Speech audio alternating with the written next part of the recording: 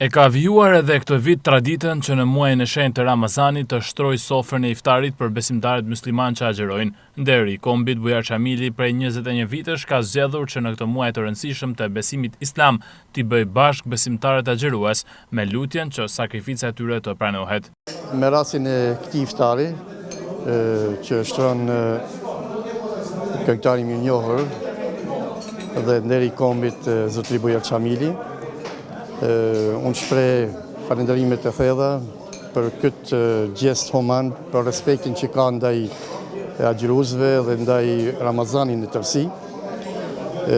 Sigurisht që Ramazani është kohë reflektimi, është mundësi e solidaritetit, e bamirësisë dhe padyshim ky akt human tregon dhe dëshmon një vlerë të madhe, bujarin e vetë mikut tonë, që e shpreh pikërisht gjatë këtij muaji të begat të Ramazanit.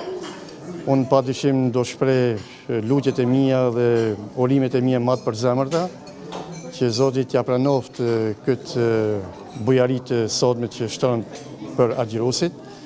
Allah është përbleft, i dhash gjithmonë shëndet, mirësi dhe begati në familjen e tij, por edhe mbarësi dhe suksese në jetën e tij artistike. Të them drejtën, unë ndjehem gjithmonë shumë i kënaqur kur shtoj një iftar për këta njerëz të mrekullueshëm, për këta njerëz të sakrificës që Zoti ju pranoft, por kësaj radhe është një kënaqësi e dyfisht, sepse sonte mund të kishte shkuar në një vend tjetër, pa i pranoj të ishte në iftarin tim Zoti Ben Halluni, i cili ka dhe datlinjen sonte. Unë të uroj të bash 100 vite me jetën me shnet.